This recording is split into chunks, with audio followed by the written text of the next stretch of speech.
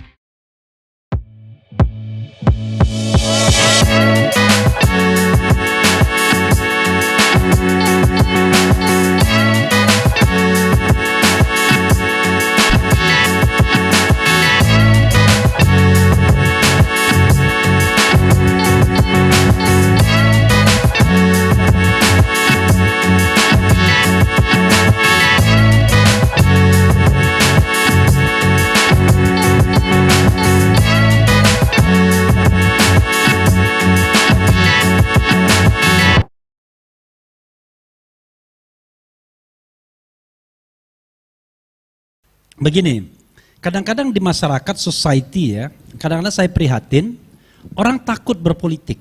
Orang takut berpolitik dan tidak mau berpolitik. Heran sebenarnya. Padahal, selama kita tidak mau ikut dalam pengambilan keputusan, intinya berpolitik itu adalah partisipasi untuk ikut dalam pengambilan keputusan. Itu yang namanya politik. Sederhana, partisipasi untuk ikut dalam pengambilan keputusan politik. Jadi selama kita tidak berpolitik, maka kita menghilangkan kesempatan untuk ikut dalam pengambilan keputusan. Contoh ya, kalau kita ikut dalam forum seperti ini, ada yang berpolitik, ada yang enggak. Yang berpolitik itu yang ngumpul-ngumpulin orang, kasak kusuk dan lain sebagainya. Yang tidak berpolitik, duduk, selesai acara, menikmati Bali. Itu tidak berpolitik gitu. Mana yang Anda sukai? Tergantung perspektifnya. Kalau perspektif saya, misalnya ini Munas katakanlah, pemilihan ketua federasi yang baru, maka saya senang orang yang tidak berpolitik, ya kan? Karena kalau orang yang tidak berpolitik itu gampang digiring, benar nggak? Kedua, dia tidak punya bargaining position. Tapi kalau yang berpolitik, waduh, pusing saya. Sana kelompok sana jagoannya A, kelompok sini jagoannya B, sana kelompok C dan lain sebagainya. Semakin banyak yang berpolitik, maka pengambilan keputusan mungkin rada alot, ya kan? Tapi aspiratif, akan mempertimbangkan sisi kanan, sisi kiri, dan sisi tengah. Tetapi kalau tidak ada yang berpolitik, maka ketua umumnya melenggang dengan sendirinya dan dia bisa bikin keputusan apapun. Termasuk bagaimana ADART ini, ya sudah, anggap dibacakan, padahal nggak ada yang baca. Biasanya begitu ya, anggap dibacakan padahal nggak ada yang baca ya. Nah itu orang kadang-kadang malas berpolitik. Nah saya menyambut kehadiran partai buruh. Saya cuma testing the water. Yang tidak anggota partai buruh siapa? Yang tidak anggota partai buruh. Nggak apa-apa. Justru itu politik juga yang tidak. Enggak ada masalah, enggak ada masalah. Saya cuma ingin mengatakan bahwa itu hak kita. Siapa? Yang tidak partai buruh. Nah, 1, 2, 3, 4, 5, mana? 1, tunjuk tangan terus, jangan kalau saya bilang turun baru turun. Ya, 1, 2, 3, 4, 5. Artinya saya tidak mengkondem kalau tidak gabung dengan partai buruh. Karena begini, biar kita paham, berpolitik itu tidak harus melalui yang namanya partai politik. Partai politik itu adalah salah satu choice, pilihan. Kalau kita mau berpolitik, ya, kalau misalnya kita masuk politik, it's okay. Karena kalau kita bicara tentang masyarakat politik atau negara dan politik, sebenarnya ada 3 komponen yang harus kita pahami. 1 adalah government, penguasa, ruler, apalagi orang yang punya kewenangan. Itulah yang memegang kekuasaan. Tentu pemegang kekuasaan formal, baik di eksekutif, legislatif maupun yudikatif. Tapi biasanya yang paling dirujuk adalah eksekutif dan legislatif. Itu penguasa. Terutama yang dirujuk lebih lagi adalah eksekutifnya yang dipimpin oleh seorang presiden dalam sistem pemerintahan presidensial seperti Indonesia.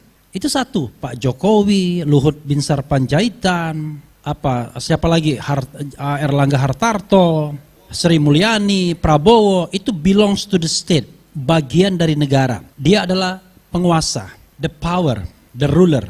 Nah, selain government, penguasa, ada yang namanya political society, yaitu masyarakat politik. Masyarakat politik itu adalah mereka yang terjun dalam politik praktis. That's political society. Siapa itu? Ya, anggota-anggota partai politik. Memang nanti akan ada 2 kapasitas sekaligus. Dia anggota partai politik tapi dia juga penguasa, itu ada juga.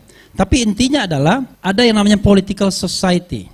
Jadi ada the state, negara, ada political society. Tapi kalau saya bilang the state, negara itu nggak terlalu tepat, yang benar adalah the government. Karena state itu terdiri dari negara dan masyarakat, penguasa dan masyarakat. Oke, yang kedua. Yang ketiga, ada yang namanya civil society, masyarakat sipil, ya kan? Jadi, ibu-ibu dan bapak-bapak sekalian, kawan-kawan semua, itu menjadi salah satu dari bagian itu. Ada nggak yang dari the government di sini? Nggak ada ya? Bagian dari kekuasaan ada nggak? Nggak ada ya? Buruh semua. Tapi buruhnya cerah-cerah ini ya. Buruh Jackmania ini kayaknya. Kalau Jackmania, kalau dulu Anies Baswedan berarti. Sekarang Heru Budi ya. Nah, paling tidak sekarang kita ini semua civil society, yaitu bagian dari masyarakat sipil. Tapi kalau bapak-bapak sudah bergabung dengan partai politik buruh, maka paling tidak ibu-ibu dan bapak-bapak sekalian sudah menjadi political society. Kalau sudah menjadi political society, maka yang namanya political society itu ya pasti berjuang. Untuk apa? Salah satunya untuk kekuasaan. Politik itu paling sederhana adalah siapa mendapatkan apa dengan cara yang bagaimana. Ya kan? Siapa mendapatkan apa dengan cara yang bagaimana. Kalau kita kontekskan dengan pemilu, maka siapanya itu bisa dikatakan kandidat partai politik, ya kan? Kandidat partai politik. Kalau konteksnya pemilu legislatif, maka siapanya itu adalah partai politik dan calon-calon anggota legislatif dari partai politik tersebut, baik di pusat maupun di daerah, baik untuk DPR maupun DPRD provinsi, kabupaten, kota. Ada lagi nggak siapanya? Ada lagi nggak siapanya? Ada lagi nggak? Ada. Yaitu Pak Taufik. Pak Taufik Hidayat ya. Ada, berdiri Pak Taufik Hidayat. Berdiri dong. Berdiri dong. Berdiri dong. Jadi tujuan berdiri bukan untuk dikenal, tapi untuk disorot. Jadi saya dengar Pak Taufik mencalonkan diri sebagai anggota Dewan Perwakilan Daerah Jawa Barat. Jadi jangan sampai kalian misalnya yang Jawa Barat nggak pilih Pak Taufik. Pilih lebih baik tidak pilih kebangetan. Dan jangan, tapi kalau yang Banten jangan pilih ya. Banten tiba-tiba. Jadi itu siapanya. Dalam konteks Pilpres, siapanya siapa? Siapanya siapa? Siapanya adalah kandidat-kandidat capres, calon presiden. Sudah ada kandidat calon presiden? Belum ada. Yang ada adalah merasa, ya kan? Jadi Anies Baswedan merasa sebagai calon presiden, ya kan? Maka dia pidato di Gelora. Ganjar merasa sebagai calon presiden, maka dia lari-lari di Istora, ya kan? Lagi lari-lari kok jadinya begini. Padahal disuruh Adian Napitupulu.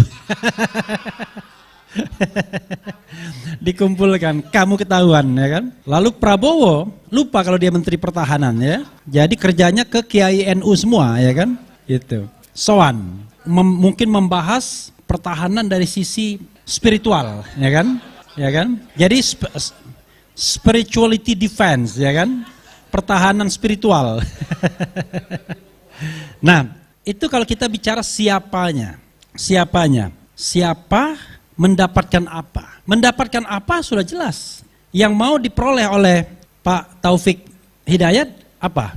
Jabatan itu iya, tapi apa yang mau didapatkan? Yang paling penting dalam politik itu apa? Kekuasaan, power. Jadi yang mau didapatkan melalui proses election itu adalah kekuasaan, power. Karena dengan power itulah kita bisa menentukan nasib orang, ya kan? Nanti saya tunjukkan bagaimana power menentukan nasib kita semua. Baik nasib buruk maupun nasib lebih buruk lagi.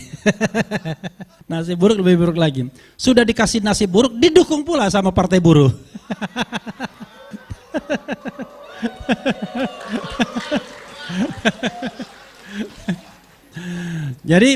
Jadi mendapatkan kekuasaan, oke? Memang tujuan dari siapa tadi adalah mendapatkan kekuasaan, baik di ranah legislatif maupun di ranah eksekutif. Dengan cara yang bagaimana? Nah, caranya melalui yang namanya pemilu, pemilihan umum. Karena pemilihan umum adalah sarana yang paling sah untuk mendapatkan kekuasaan sekaligus menggilirkan kekuasaan. Kan begitu? Ya, menggilirkan itu. Saya bahasanya agak positif lah, menggilirkan kekuasaan. Karena kekuasaan itu bergilir kan? Masa dia terus di atas, kapan kita di atasnya, ya kan, gantian. Nah, jadi mendapatkan kekuasaan dan menggilirkan kekuasaan, itu sarana yang paling sah. Tetapi tidak cukup hanya election saja, pemilu saja. Maka pemilu itu menurut konstitusi kita, Undang-Undang Dasar 1945, harus dilekati, harus dipredikati, yaitu pemilu yang luber dan jurdil. Langsung, umum, bebas, rahasia, jujur dan adil. Kalau bahasa Inggris sering disebut democratic, fair and free election. Jadi pemilu yang demokratis, bebas, dan adil, fair. Itu yang kita harapkan. Maka dalam perspektif vertikal, ya kan kita makhluk beragama, apapun keyakinannya, maka saya mengatakan itulah cara yang benar. Selama kita memilih pemimpin dengan cara yang curang, atau mereka sengaja mencurangi proses pemilihan tersebut, saya yakin kok masyarakat kita nggak akan pernah benar. Negara ini tidak akan pernah menjadi negara yang gemaripah loh jinawi. Negara ini tidak akan pernah menjadi negara yang baldatun thayyibatun warufun ghafur. Karena itu saya selalu menekankan, apapun pilihan Anda, yang paling penting adalah dilakukan dengan cara yang benar. Itu perspektif vertikalnya. Horizontalnya, ya kalau kita memilih pemimpin ada kriterianya dong. Kriteria yang kira-kira bisa dianggap cocok ini pemimpin. Kalau kita kaitkan dengan presiden misalnya, yang kita carikan primus inter pares, benar nggak? Primus inter pares itu orang nomor 1 dari 270 juta rakyat Indonesia. Kalau 270 juta rakyat Indonesia kita cari manusia yang nomor 1, maka dia harus unggul dalam segala kualitas, benar nggak? Jadi dia bukan manusia biasa. Dia manusia setengah dewa menurut Iwan Fals. Tapi kalau Mahadewa nggak bisa, ya, dewa juga nggak bisa, ya. Jadi Mahadewanya Judika nggak bisa, dewanya Ahmad Dhani nggak bisa. Yang bisa adalah setengah dewanya Iwan Fals. Karena tidak ada manusia yang sempurna. Tapi dia kualitas nomor 1. Kritik saya, kawan-kawan semua, terhadap pencarian manusia kualitas nomor 1 ini adalah politik kita, saya bilang sontoloyo masih.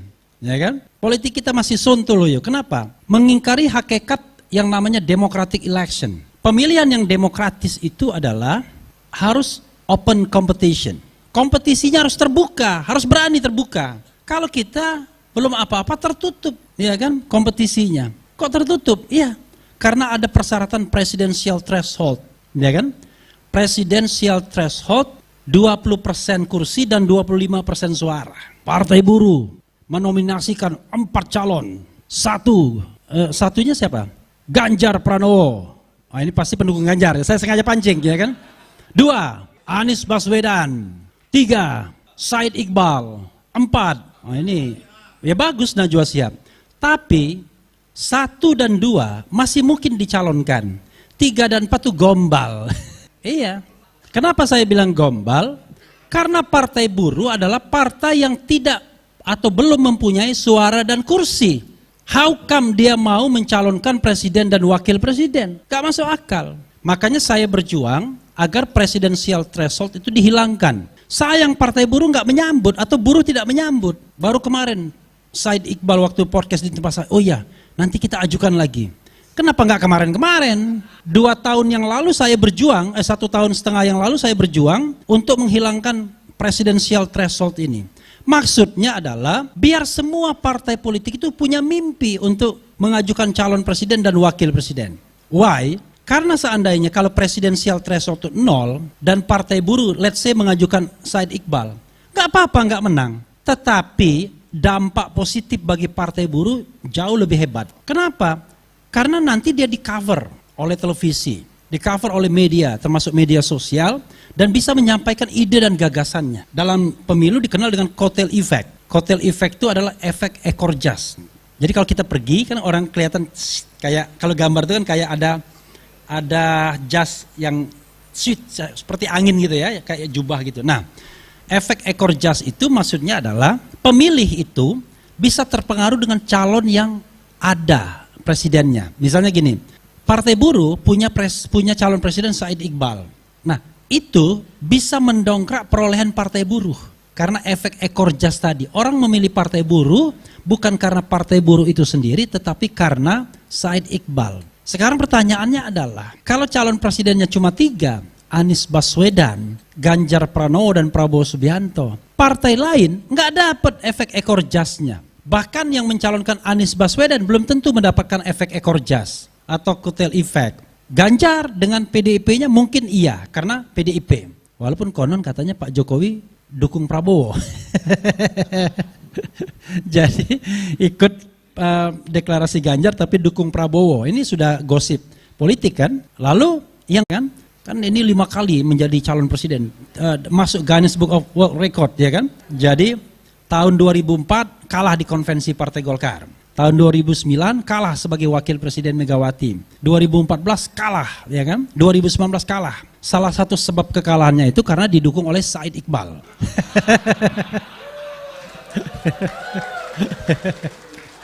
Atau dibalik, Said Iqbal mendukung yang kalah. Sebaliknya Andi Gani Nainawea untung terus. Nah, jadi karena itu sebenarnya tidak adil yang namanya presidensial threshold itu. Belum apa-apa sudah diskriminatif. Saya hakul yakin ini pasal bertentangan dengan konstitusi. Tidak ada pakar hukum tata negara yang mengatakan ini tidak bertentangan dengan konstitusi kecuali pakar hukum tata negara yang sontoloyo, ya kira-kira begitu. Bahkan pakar hukum tata negara yang sudah berpihak kepada istana pun seperti Yusril Iza Mahendra, justru dia menjadi proponen juga untuk membatalkan presidensial threshold. Karena pengen juga dia menjadi calon presiden. Kalah nggak apa-apa, yang penting bisa debat sama Ganjar, debat sama Anies, debat sama Prabowo kan. Belum tentu dia kalah debat, walaupun kalah suara tapi debat nggak kalah, ya kan. Nah, tetapi presidensial threshold ini sudah menyebabkan urusan publik, urusan massa, urusan demokrasi ini hanya menjadi urusan segelintir elit. Maka kerjanya adalah sowan, silaturahmi ketua umum partai politik. Bagus katanya, kalau silaturahmi itu, kasak kusuk bagus. Bila perlu kita calonnya 2 saja, kata seorang politisi yang pro pemerintah. Kan? 2 saja. Loh kalau 2, ngapain kita bikin pemilihan presiden secara langsung? Hakikat dari pemilihan presiden secara langsung itu adalah memberikan kesempatan seluas-luasnya kepada rakyat untuk memilih calon presidennya dengan cara menominasikan dia melalui jalur yang tersedia. Di luar negeri, negara-negara demokratis seperti Amerika Serikat, ya misalnya, itu tidak hanya partai politik yang bisa mengajukan, tetapi juga independen masyarakat. Saya sering mengulangi ini. Berapa calon presiden di Pilpres terakhir Amerika Serikat, tahu nggak? Berapa? Calon presiden yang mendaftar di Federal Election Commission, yaitu KPU Federal Amerika Serikat. Berapa? 50. Maksudnya 50 per setiap negara bagian ya. Kurang lebih cocok, hampir benar. Karena yang benar itu adalah 1212. Jadi, untuk menjadi presiden di Amerika Serikat itu syaratnya gampang. Syaratnya itu cuma domisili. Kemudian lahir di Amerika Serikat. Jadi kalau dia lahir di Amerika Serikat, langsung keluar negeri, itu harus ada domisili beberapa tahun. Kemudian syarat berikutnya kalau tidak salah usia. Usia presiden Amerika Serikat itu 35 tahun apa? Bukan 40 tahun, antara 35 dan 40 tahun. That's all, selesai. Enggak ribet. Yang ribet itu adalah untuk menang. Karena itu ketika orang sudah berkampanye di 50 atau sebagian dari negara bagian dan sudah mengeluarkan uang kalau tidak salah 5.000 US dollar, which is itu kira-kira berapa? 5.000 US dollar itu. 75 juta, ya kan? 75 juta saja, dia sudah harus wajib mendaftar di Federal Election Commission sebagai calon presiden. Daftarlah orang 1212. Pasti dari Partai Demokrat banyak, dari Partai Republik banyak, partai di Amerika banyak nggak? Banyak. Ada Federal Party, ada Green Party, bahkan ada Komunis Sosialis Party, ada. Hanya memang partai-partai itu tidak berkembang secara baik. Jadi yang berkembang itu adalah ada two major political parties. Ya, two major political parties itu adalah Partai Demokrat dan Partai Republik. Makanya calon ketiga biasanya tidak melalui partai politik, tapi melalui calon independen. Hanya teman saya bilang, the last election waktu Joe Biden terpilih itu ada 4 calon yang ada di surat suara seluruh negara bagian, yaitu calon dari Demokrat, Republik, Green Party dan Constitution Party kalau tidak salah. Ada Joe Jorgensen, ada satunya lagi siapa selain Joe Biden dan tentu saja Donald Trump sebagai incumbent. Jadi mereka jauh lebih demokratis dalam hal untuk memberikan kesempatan. Sehingga kawan-kawan semua, siapapun bisa bermimpi sebagai calon presiden. Di Indonesia mimpi pun nggak bisa. Bahkan seorang Ganjar Pranowo, Anies Baswedan, Prabowo Subianto, sampai saat ini tidak bisa mengatakan dirinya sudah fix 100% menjadi calon presiden. Tidak bisa. Ganjar Pranowo sewaktu-waktu ditarik oleh Ibu Mega, selesailah. Ya kan? Selesai. Karena itu harus ada kontrak politik dong di belakang layar. Begitu kira-kira kan? Anies Baswedan kalau nanti Partai Demokrat dicopet melalui putusan PK peninjauan kembali Mahkamah Agung, nggak bisa nyalonkan Anies Baswedan lagi kalau koalisinya hanya terdiri dari PKS dan Nasdem. Karena Nasdem dan PKS jumlahnya cuma 109 kursi. Yang dibutuhkan 115 kursi. Kecuali ada tambahan partai lain. Tapi tambahan partai lain kan sudah diancam. Rata-rata mereka adalah pasien rawat jalan, ya kan? Pasien KPK rawat jalan. Suatu waktu tinggal dibuka saja, maka terjadi. Misalnya dengan menteri yang terakhir ini, itu luar biasa bayangkan. Ada menteri yang ditersangkakan oleh Kejaksaan Agung. Itu sama saja ibarat Said Iqbal menersangkakan Andi Gani. Jadi itu kan jeruk makan jeruk. Kenapa? Karena menteri ini pembantu presiden. Kejaksaan Agung institusi di bawah presiden. Kok bisa? Orang akan bilang, ya korupsi is corruption. Saya bilang korupsi is korupsi benar. Saya juga bikin konten semalam. Korupsi is korupsi. Mau siapapun kalau dia korupsi is okay, nggak apa-apa. Tapi salahkan juga dong Presiden Jokowinya. Kenapa saya bilang salahkan juga? Nggak apa-apa, kritik sedikit ya. Nggak apa-apa salahkan juga. Kenapa? Coba bayangkan. Dia memilih pembantu dan 5 pembantunya itu koruptor. Dari 5 partai yang berbeda. Kan gagal berarti rekrutmennya. Pertama kali dari partai mana? Dari partai PDIP sendiri. Siapa? Menteri Sosial Juliari Batubara. Yang kedua, dari Gerindra. Siapa? Edi Prabowo. Yang ketiga, dari Golkar sebelumnya. Siapa? Dari Golkar? Idrus Marham. Waktu itu Menteri Sosial juga pada kabinet pertama dan pengganti. Yang keempat dari PKB. Siapa? Imam Nahrawi, Menteri Olahraga. Yang kelima dari Nasdem. Siapa? Johnny G. Plate. Bayangkan, pendukung pemerintahan terbesar 1-5 menterinya ada yang masuk buih. 4 sudah terbukti, 1 dalam proses. Kan berarti gagal dong pemerintahan ini merekrut orang-orang yang baik, ya kan? Jadi yang direkrut bukan a few good men, kepada perempuannya, karena yang kebetulan yang korup perempuan laki-laki semua kan. Tetapi orang-orang buruk. Pertanyaannya adalah, kalau dia sudah terindikasi korupsi atau koruptor sebelum menjadi menteri, berarti gagal di rekrutmennya untuk menghadirkan orang baik. Kalau dia baru korupsi ketika jadi menteri, gagal membangun sistem anti korupsinya. Tidak heran ya, Indonesia itu yang namanya indeks persepsi korupsi. Jadi salah satu untuk mengukur apakah pemberantasan korupsi di sebuah negara itu berhasil atau tidak, sejak sudah puluhan tahun kelihatannya atau belasan tahun, Transparansi Internasional itu membuat indeks persepsi korupsi, IPK, atau kalau bahasa Inggrisnya CPI, Corruption Perception Index. Angkanya 0 sampai 100. Kalau dulu 0 sampai 10, tapi kemudian menjadi 0 sampai 100. Stratanya begini, 0 sampai 25 negara yang sangat korup. Ya kan?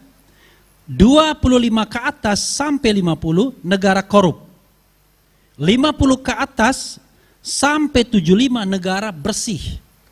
75 ke atas dan sampai mentok, 100 nggak mungkin ya kan. Itu negara sangat bersih. Nah, yang sangat bersihnya dulu, seperti tetangga kita yang sangat bersih. Misalnya Singapura, itu negara yang sangat bersih. Nanti malah kita, oh enggak, koruptor di sana semua. Salah. Yang koruptor tuh dia korupnya di Indonesia. Simpen duitnya di sana. Korupnya di negara-negara Asia Tenggara, simpen duitnya di sana.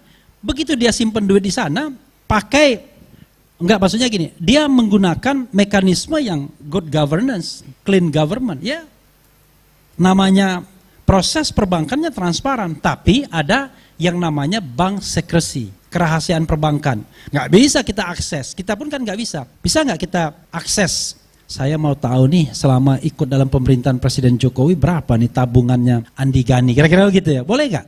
Nggak boleh, ya kan? Karena itu bank secrecy itu adalah rahasia bank. Kecuali dia melaporkan harta kekayaannya karena kewajiban. Nah, itu baru ketahuan. Tapi kan kita nggak ngerti apakah benar seperti itu faktanya atau tidak kan? Gitu kan? Nah, ini contoh ya. Kalau saya mencontohnya Andi Gani, Iqbal, karena tahunya cuma 2 itu saja saya.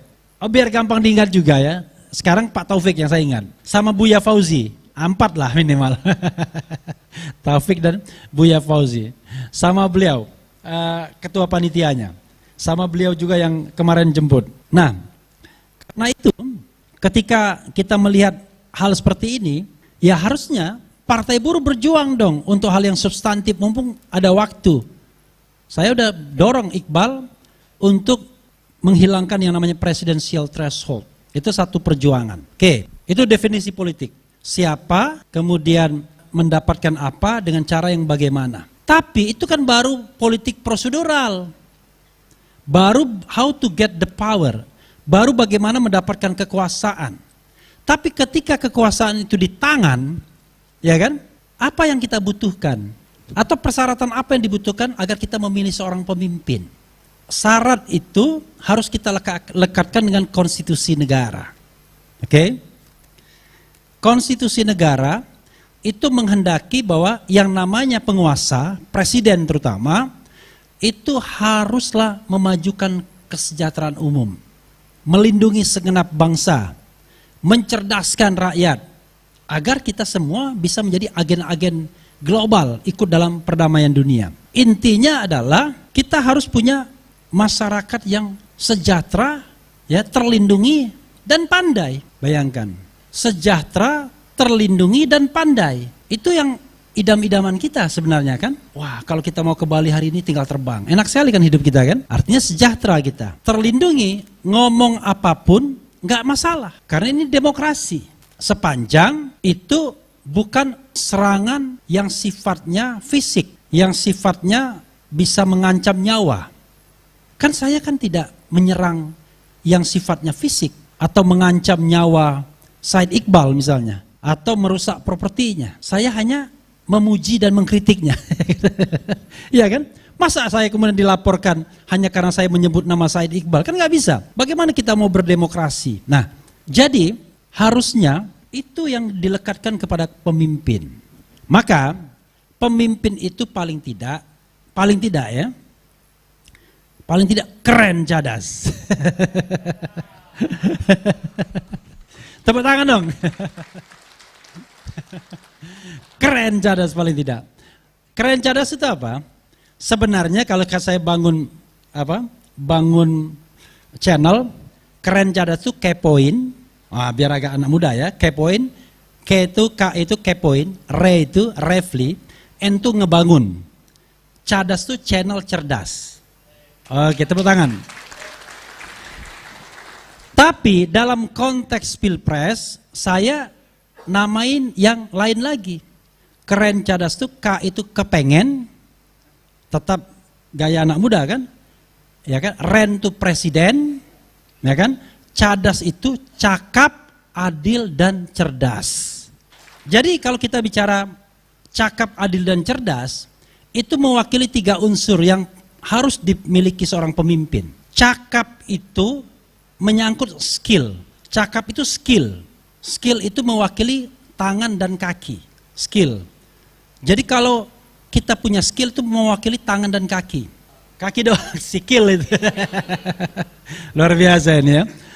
Itu. Nah, dia mewakili skill, tangan dan kaki. Kalau kita lihat mewakili karya, track record, rekam jejak. Jadi pemimpin itu nggak mungkin tidak punya rekam jejak, tidak punya track record, tidak punya achievement, prestasi. Ada calon menteri, saya mungkin tidak terlalu berhasil sebagai gubernur. Loh, kenapa dicalonkan? Kira-kira aneh ini ya kan? Oke, mewakili itu. Lalu cakap, adil. Adil itu mewakili hati dan perasaan. Jadi kalau kaki ke bawah, tangan di bawah kan? Ini yang real kita lakukan. Lalu mewakili hati dan perasaan, ya kan? Hati dan perasaan inilah yang bisa menimbang adil dan tidak adil, ya, enak dan tidak enak. Karena adil itu, ibu-ibu dan bapak-bapak sekalian dan kawan-kawan semua, itu bukan sama rasa sama rata, itu komunis, sama rata sama rasa itu. Pernah saya baca, dia ingin mempraktikkan sama rasa sama rata. Saya lupa baca di mana ini ya. Tapi intinya adalah dia ingin praktikkan bahwa manusia itu tidak boleh yang namanya punya belongs, tidak boleh punya hak milik. Maka dikumpulkanlah laki-laki dan perempuan. Berapa laki-laki, berapa perempuan di satu tempat. Karena tidak ada yang namanya ownership, kepemilikan, maka ya mereka bisa bergaul dengan siapa saja. Mau silang lintas sektoral boleh. Ya kan?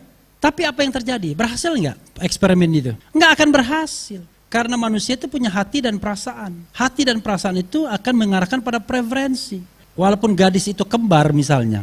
Nggak mungkin. Pasti ada salah satu yang kita sukai, yang lebih kita sukai dibandingkan yang lain. Benar nggak? Itu kembar, apalagi rame-rame begitu. Jadi nggak akan pernah berhasil. Maka yang namanya adil itu adalah bukan sama rasa sama rata. Kalau menurut putusan MK itu adalah memberlakukan hal yang sama untuk sesuatu yang sama. Contoh misalnya, kerjaannya sama, usianya sama, pengalamannya sama, skillnya sama, gajinya berbeda, boleh nggak? Nggak boleh. Gimana caranya?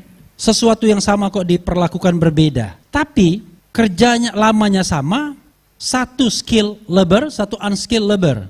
Ya pastilah yang skill. Satu malas, satu tidak malas. Bisa jadi yang tidak malas punya insentif. Jadi kalau kita memperlakukan sama, nggak adil namanya. Kalau begitu malas-malasan saja. Nah, jadi memperlakukan hal yang sama untuk yang sama, memperlakukan hal yang berbeda untuk yang berbeda. Asal perbedaan itu bukan yang sifatnya sunatullah. Kalau perbedaan itu sifatnya sunatullah, maka itu diskriminasi namanya. Contoh, Anda dapat gaji yang berbeda hanya karena jenis kelamin, nggak boleh. Boleh nggak itu, Ibu? Boleh nggak? Nggak boleh. Karena nggak dikenal bahwa gaji laki-laki lebih tinggi dari perempuan, nggak dikenal. Kecuali warisan. Warisan dalam hukum Islam. Tapi itu pun penerapannya sontoloyo saya bilang. Kenapa? Orang itu maksudnya Kenapa laki-laki itu dikasih 2 bagian? Karena dia bertanggung jawab terhadap ibunya, bertanggung jawab terhadap saudara perempuannya yang belum menikah. Itu maksudnya, makanya dia dikasih 2 bagian. Ini 2 bagiannya diambil, tapi ngurus ibu nggak mau. Itu namanya sontoloyo. Mengurus saudara perempuannya yang nggak mampu, nggak mau. Tapi hartanya diambil. Jadi maksudnya di sana, ya. Jadi karena itu kita harus melihat bahwa pemimpin itu adalah pemimpin yang mencerdaskan, mensejahterakan, kemudian berlaku adil. Dan lalu dia juga punya cakap, adil dan cerdas. Punya otak, ya kan? Punya kecerdasan. Kita ya cari primus inter pares. Masa cari yang biasa-biasa aja, ya kan? Ya kan? Cari yang I'm waiting for you to come to invest in Indonesia, ya kan? Nggak bisa kan? Harus canggih itu bahasa diplomasinya, harus bahasa tinggi. Makanya saya nggak pernah bermimpi menjadi calon presiden, karena saya merasa nggak mampu.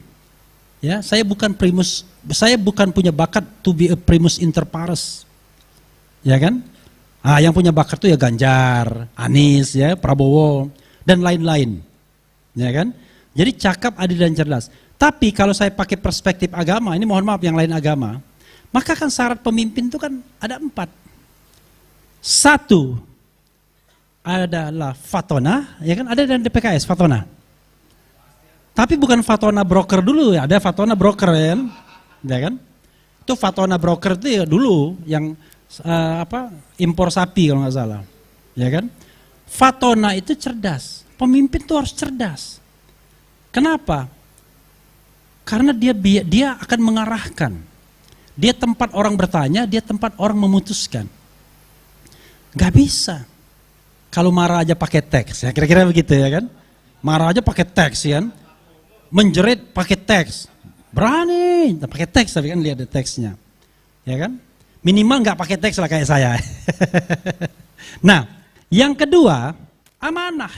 Jadi amanah itu adalah bisa dipercaya, trusted. Amanah. Coba bayangkan, kalau kita menjadi ketua, kalau kita punya ketua yang amanah, enak. Kita titipin uang, amanah. Kita titipin barang, amanah. Kita titipin pacar, amanah juga. Jadi amanah dia, tenang kita. Tapi kalau kita titipin uang, dia korupsi. Kita titipin barang, dia ambil. Nggak tenang kita, pemimpin yang seperti itu. Ya kan? Nah yang ketiga adalah Siddiq. Abu Bakar Siddiq, ya kan? Siddiq itu lurus orangnya.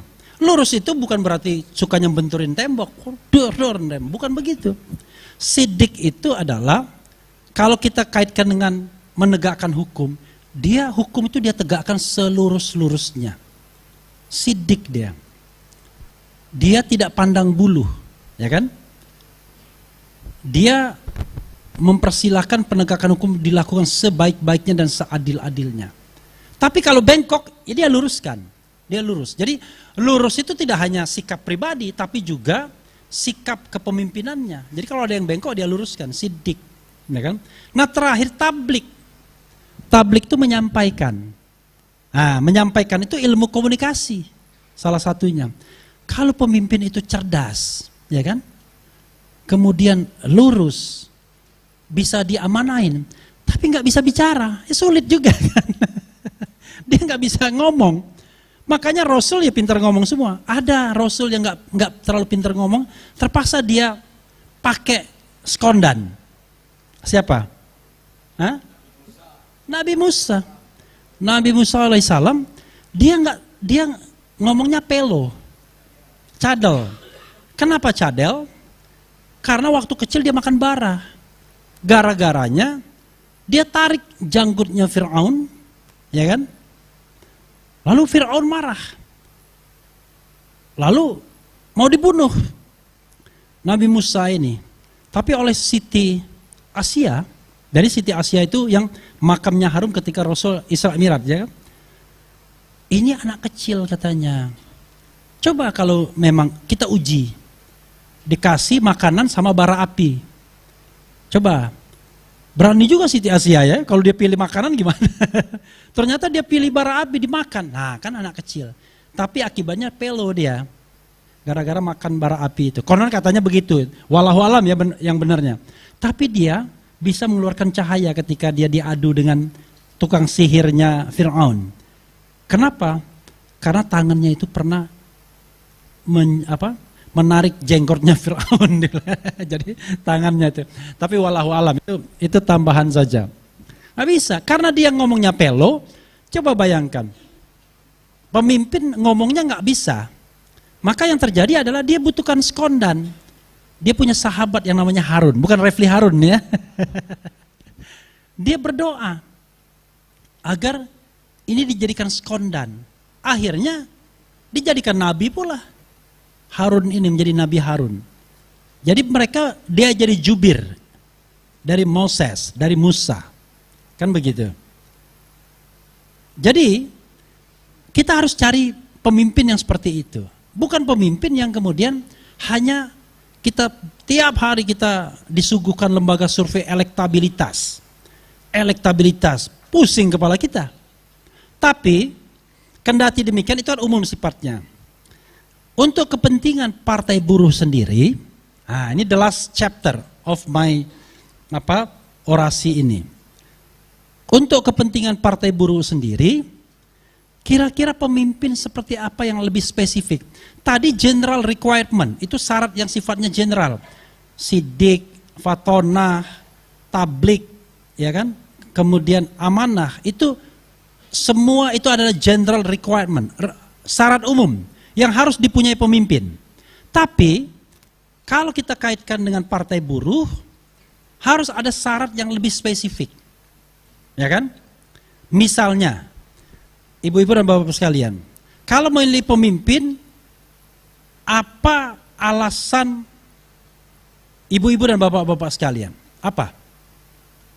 Apa alasan yang paling spesifik untuk memilih seorang pemimpin? Apa Pak? Kalau Bapak mau pilih, mau ketua RT kah, RW kah, presiden kah, apa? Alasan subjektif Bapak memilih dia? Oh, agamanya luar biasa. It's okay. Politik identitas nggak ada masalah. Oke, Bapak apa? Memperjuangkan apa? Memperjuangkan, oke. Itu yang paling common sense. Kalau Bapak kan udah advance dia, udah vertikal dia.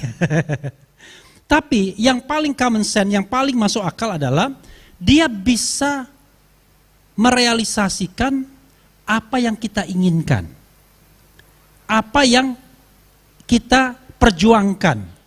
The question is, pertanyaannya adalah, apa perjuangan partai buruh? Apa perjuangan buruh? Kesejahteraan. Ya kan? Saya lihat, perjuangan buruh yang paling utama adalah kesejahteraan buruh. Dan itu masuk akal. Dimanapun di dunia ini, tuntutan buruh itu sama. Kesejahteraan, upah yang adil, hak cuti, jaminan sosial dan lain sebagainya. Oke? Pertanyaannya adalah, ibu-ibu dan bapak-bapak sekalian sudah merasa lebih sejahtera atau lebih tidak sejahtera sekarang ini? Lebih tidak sejahtera. Oke. Secara spesifik saya katakan, kenapa ada perasaan lebih tidak sejahtera? Apa penyebabnya? Regulasi. Regulasi apa yang menyebabkan Bapak merasa tidak lebih sejahtera? Omnibus Law. Artinya, perjuangan Bapak adalah ingin menghapuskan, menghilangkan Omnibus Law. Benar. Kalau misalnya ada presiden yang mengeluarkan Perpu Omnibus Law, Bapak masih dukung? Wah, ada mulai. Ketua panitia sudah mulai empot-empotan dia. Saya pakai common sense saja. Jangan lupa, Omnibus Law itu tidak lagi dikeluarkan melalui yang namanya law making process. Proses membentuk undang-undang yang biasa. Tapi dikeluarkan melalui subjektif presiden yang namanya Perpu. Peraturan pemerintah pengganti undang-undang. itu adalah hak subjektif presiden. Pertanyaannya adalah, berarti yang mengeluarkan Omnibus Law adalah presiden. Secara teoritis saya ingin mengatakan bahwa yang mengeluarkan Omnibus Law itu telah menyebabkan buruh lebih buruk kesejahteraannya. Benar nggak? Tapi kenapa kalian dukung presiden ketika dia mengendorse, ya kan, mengendorse orang yang saya balik. Kenapa kalian dukung ketika sang presiden mengendorse seseorang? Kan dinominasikan tadi. harusnya at the first place, pada kesempatan pertama dicoret. Jadikan Omnibus Law itu sebagai benchmarking, sebagai garis batas. Kan begitu? Harusnya. Tapi yang terjadi kan tidak. Maka sebagian bapak-bapak akan bilang begini, bukan urusan saya itu. Ya kan? Bukan urusan saya itu. Itu kan urusannya Said Iqbal, urusan Andi Gani, urusan bapak-bapak yang elit-elit. Saya sih kerja aja. Kalau sudah begitu, maka saya sarankan bapak nggak usah berpolitik. Karena politik itu menghendaki partisipasi. Jadi kalau kita tidak setuju, ya kita tunjukkan ketidaksetujuan kita. Dengan cara yang baik dan argumentatif. Nah gitu loh. Ya kan? Dengan cara yang baik dan argumentatif. Misal, Rakernas ini mengeluarkan statement. Kami tidak mungkin mendukung presiden, ya calon presiden yang di-endorse oleh presiden yang sudah mengeluarkan Omnibus Law. Misal. Ya kan? Masuk barang itu.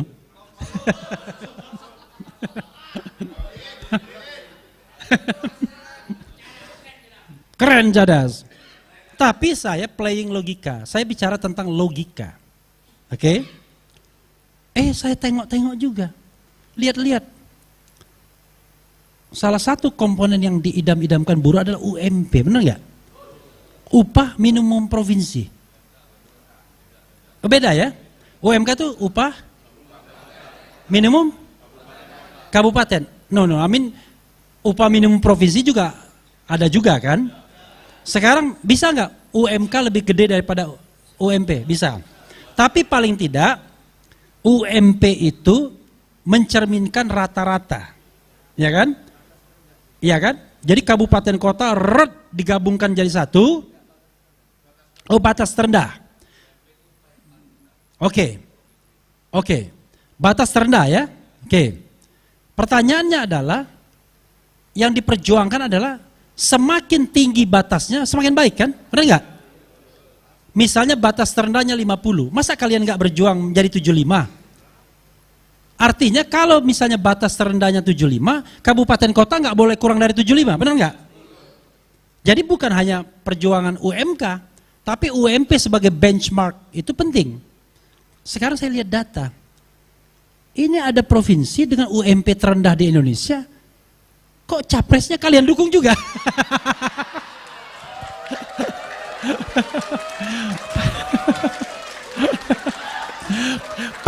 Pening awak ini, pening ya kan? Keren Cadas ya kan? Jadi saya ini bermain logika ya. Saya berargumen bukan membangun sentimen. Ya kan? Nah, sebelum kalian makin panas, saya tutup untuk ada tanya jawab, dialog. Wassalamualaikum warahmatullahi wabarakatuh.